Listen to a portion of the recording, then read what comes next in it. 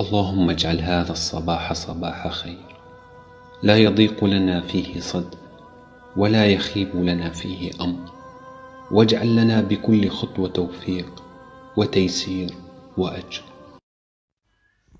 السلام عليكم ورحمة الله. ازيكم عاملين ايه؟ يا رب تكونوا بخير وبأحسن حال. اللهم صل وسلم وبارك على سيدنا محمد وعلى آله وصحبه أجمعين. جايلكم النهاردة فيديو جديد، فيديو كله طاقة ونشاط وطاقة إيجابية وراحة نفسية. والنهاردة إن شاء الله هنتكلم عن تنظيفات الشتاء وازاي تعملي تنظيفات الشتاء من غير كركبة ومن غير مجهود ومن غير ما تيجي على نفسك أو تكركبي الدنيا على نفسك. لأن يا بنات عايزاكم تخلي بالكم قوي قوي من صحتكم، خصوصا ان احنا يا بنات لما بنكبر لما الصحة بتروح ما بترجعش تاني. فعايزاكم كل واحدة تاخد بالها من صحتها جدا جدا، لان بجد لما تتعبي محدش هينفعك.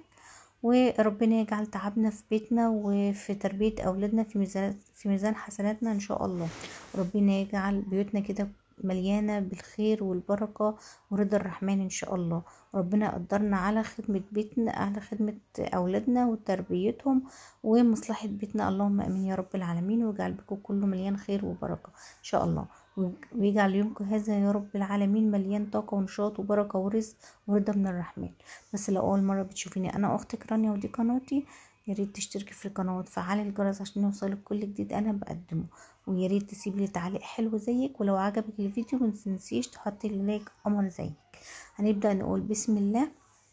النهارده كده انا قمت قلت اشوف بقى اللي ورايا. انا كنت النهارده يا بنات عندي لحمه بايته من امبارح، كنت طبخه يعني وفاض حتتين لحمه، قلت امشي نفسي بيهم النهارده واعمل جنبهم شويه محشي. تمام. انا كنت امبارح عامله بطاطس يعني مكعبات كده بالصلصه وعامله لحمه. تمام. ففاض حتتين كده الولاد ما اكلهمش، فقلت ايه يكفونا غدا النهارده، انا احطهم للولاد وانا اعمل لنفسي بيضتين كده جنب المحشي، بحيث ان انا برضو اكون اكلت بروتين يعني.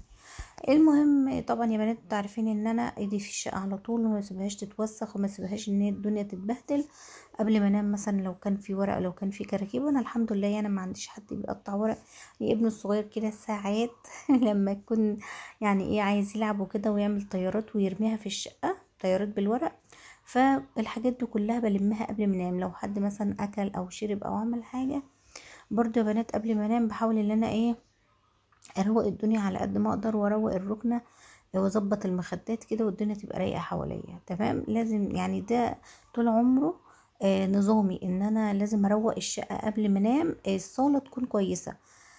الله اعلم حد هيجيلنا الصبح، الله اعلم في ايه، بس بصوا قد عاده عندي ان انا لازم قبل ما انام اروق الصاله واروق الركنه. تمام. فانا بقوم الصبح كده اعمل تنظيفه او الترويقه اللي هي بتاع كل يوم اللي من على الوش. ان انا بكنس الحافظه وبشيلها يوم ويوم. تمام. بكنسها وبروق اللهم صل على النبي الصلاه والسلام، صلوات بنا على النبي. بروق الركنة وبمسح بقى الترابيزة والأرفف والحاجات دي. تمام. الترويقة البسيطة، وبدخل على المطبخ بشوف ورايا ايه. وطبعا السراير، اوضتي انا بروق السرير بتاعي اول ما اصحى. قبل ما اخرج من اوضتي بكون فاتحه البلكونه ومروقه السرير، وبعد كده بقى ايه بقوم بقى ايه اشوف اللي ورايا واشوف هعمل ايه. بصوا بقى، أنا طبعا ما بفطرش بقالي فتره كبيره قوي ما بفطرش. النهارده انا كنت هتاخر عشان لسه اعمل محشي، وانا طبعا قايمه الساعه 11، فكنت هتاخر. فقلت ايه اعمل نفسي كده كوبايه شاي بلبن و اللهم صل على النبي، واعمل يعني رغيف فينو كده اكله، عشان النهارده ايه انا هتاخر على ما اعمل الغدا يعني وكده. والولاد برضو فطرتهم متاخر. تمام. المهم بعد ما كنست الصاله وروقت الدنيا، قلت بقى اعمل الفطار الخفيف ده واقعد افطر كده براحتي، وبعدين ابقى اتوكل على الله اعمل المحشي. المهم خدت الفطار بتاعي ورحت قعدت كده، والسبحه جنبي قعدت اسبح شويه. وانا اصلا كنت عامله الصلصه بالليل، يعني كان عندي كده شويه طماطم مستويين، فخفت بصراحه ان هم يجرى لهم حاجه، فعملتهم من بالليل وقلت ان شاء الله الصبح بقى اقوم اكمل المحشي. المهم يا بنات انا كنت خرجت كده اشتري حاجه، وجبت ايه الحاجات دي وانا راجعه. يعني كنت رايحه مشوار كده وقلت ايه اشتري الحاجات دي وانا راجعه. تعالوا اقول لكم بقى انا اشتريت ايه النهارده وبالاسعار. تمام. هي حاجات بسيطه قوي. يعني انا دايما لما بخرج بحب اشوف ناقصني ايه في البيت واجيبه. والفاكهة دي اساسي، لازم كل ما اخرج اجيب فاكهة للولاد. المهم المانجا بقى خلاص قربت تروح يا ولاد، فقلت نلحق نفسنا كده، ايه ولاد بيموتوا في حاجة اسمها مانجا، بالذات العصير، بيحبوا العصير قوي قوي. المهم المانجا دي كانت المانجا الزبدية لقيتها ب40 جنيه، فجبت ب100 جنيه 2.5. بصراحة المانجاية الكبيرة دي والله العظيم عملنا منها عصير 3 مرات، يعني بصراحة ما شاء الله شربنا عصير واكلنا واتبسطنا. المانجا دي قعدت عندي حوالي 4 ايام كل يوم نعمل عصير. المهم ولقيت الخيار ده، بصوا الخيار ده بلدي تحفة يا بنات، انا بحب الخيار البلدي قوي قوي، بيبقى مسكر كده وحلو قوي. المهم لقيته ب10 جنيه، ودي فرصة، انا الخيار طبعا ب20 وب15، فلقيته فرصة. ولقيت الناس يعني ملموم عليه كده، فرحت ابص لقيته بلدي وحلو ومش كبير، يعني هو رفيع، هو يعني ايه، مش كبير وتخين كده، هو رفيع وحلو ومقاسه حلو قوي. يعني انا بحب اساسا المقاس ده، انك تاخدي واحدة كده تقطعيها جنب السندوتش او حاجه، بتبقى حلوه تمام. المهم انا نقيت كده وقلت له اوزن الكيسه دي زي ما تيجي، فدول طلعوا 3 كيلو، فجبتهم 3 كيلو ب30 جنيه. قلت يا عدا عندي فتره، لان ولاد اساسا برضو بيحبوا الخيار قوي، ياكلوه بالليل كده، ايه يعني تسالي زي التسالي كده تمام. جبت كمان ازازه خل، وجبت ازازه الزيت دي، لاني انا عندي زيت التموين بصراحه يا بنات بحس ان هو بيعمل طعم وريحه كده في الاكل مش مستحبه. فجبت ازازه الزيت دي، انا بجيبها دايما بتوفر معايا حلو قوي، يا دي يا اللي هي الاكبر منها، يعني دي 2 لتر و200 ملي. ساعات بجيبها وساعات بجيب اللي هي 5 لتر، برضو بتقعد معايا فتره كبيره. ازازه الزيت دي كانت عامله 115، والخل كان ب5، وجبت كمان نص عدس تقريبا ب30 جنيه العدس. وجبت كمان العلبة دي اللي على شكل البانيو دي، هي صبانة جايباها يعني للصابون المواعين وكده تمام، واحط فيها الاسبونشة وصابون المواعين. بصوا بقى انا لقيت المجات القمر دي، حجمها صغير، وانا بموت في الحاجات الصغيرة دي، لان انا جايبهم لولادي، علشان طبعا الولاد ما ينفعش احطهم في مجات كبيرة، لاني لو حطيت طبعا يعني نص الحاجة تترمي، وبعدين بتبقى كبيرة قوي. يعني انا عند المج بتاعي مش بملاه، ولما بملاه يعني بحس ان انا يعني بشربه غصبا عني تمام. فانا لقيت الحجم ده حلو قوي، الواحد ب35، فما كنتش مصدقه الصراحه سعرهم، فجبت 2 تمام. وجبت الشرشوبه دي، انا بحبها قوي برضو، بحس انها بتنضف قوي بتخلي البلاط زي الفل بصراحه، لان الموب بحبها للتلميع، لكن دي هي فعلا دي اللي بتنضف معايا. جبت كمان البخاخ ده، وجبت اللهم صل على النبي اللوشن ده يا بنات. بصوا انا بستعمله، وكنت بجيبه دايما من الصيدليه ب200 جنيه تمام. فانا رحت المحل اللي هو بيع مكياجات وكده، كان عامل عليه عرض ب165، فانا رحت جبته، يعني فرق 35 جنيه في الازازه دي، فطبعا انا اولى بيهم يعني. جبت كمان جبنه عبورلاند، لاني من زمان ما جبتش الجبنه دي، لاني يعني لما سمعت ان هي مضره وكده فمبقتش اجيبها، فجبتها قلت يعني ايه من نفسي وكده، بحبها انا وابني الصغير تمام. بعد كده يا بنات كنت قعدت بقى شويه كده مسكت التليفون، ففي محلات انا متابعاها دايما بتعمل عروض، فكان في محل كده في بلد جنبنا عامل عرض على السكر الاربعه ب100 جنيه، يعني السكر ب25. انا بجيب السكر ده من السوبر ماركت جنبنا هنا، يعني جنب بيتنا، ب35 جنيه تمام. هو طبعا معروف في اي حتة بشوفه في المحلات وفي السوق وكده ب31 ب30، لكن دايما عندنا في المنطقة اللي احنا فيها اللي احنا ساكنين فيها دايما بيتباع ب35. فلما لقيت الواحد ب25، يعني الاربعة ب100، ده توفير في الكيس 10 جنيه، يعني اوفر في الاربع اكياس 40 جنيه، انا اولى بيهم. المهم بعت ابني جاب لي الاربعة دول تمام. انا بحب دايما يعني ايه ادخل على النت كده اشوف المحلات اللي بتعمل عروض، وبتابع الصفحات، ولما يكون في عروض ببعت اجيب الحاجة اللي انا محتاجاها واستفيد بالعروض. الفروق بقى اللي بتطلع لي من الحاجات دي الفلوس بكمل عليها واجيب حاجات برضو انا محتاجاها تمام.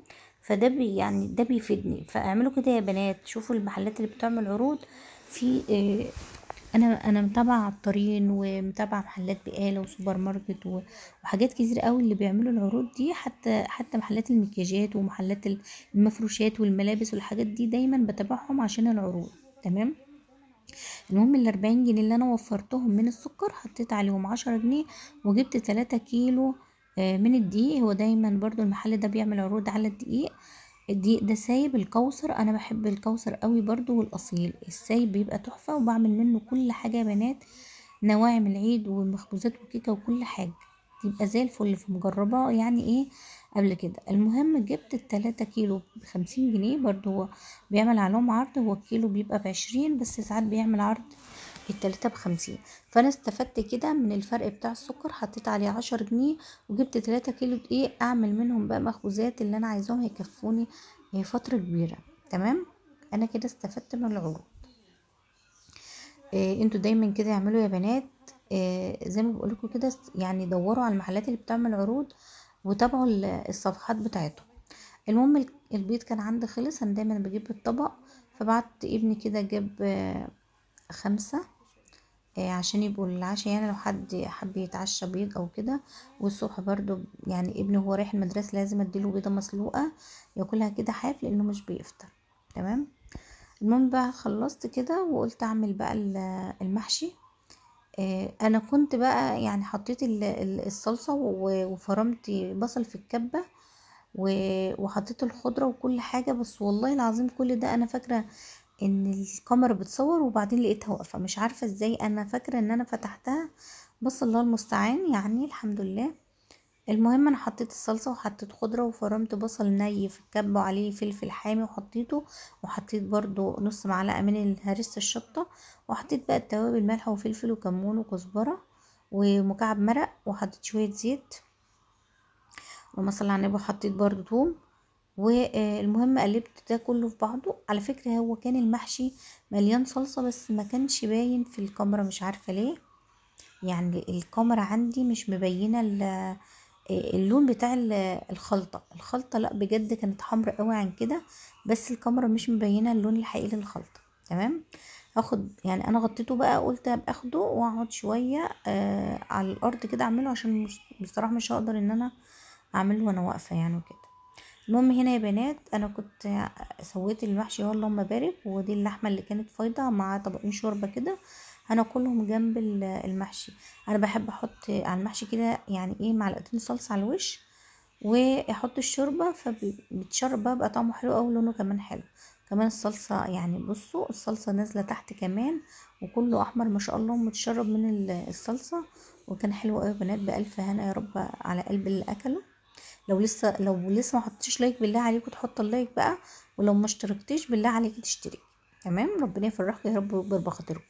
وجات اللحظه بقى اللي احنا كلنا بنستناها، اتغدينا والحمد لله بالف هنا، وشطبت المواعين وغسلت البوتاجاز وغسلت الرخامات كنست المطبخ ومسحته، والدنيا تمام. قلت بقى هقعد اقرا الورد اللي عليا واسبح شويه، وبعد كده اشوف التلفزيون بقى يعني ايه، واعيش حياتي.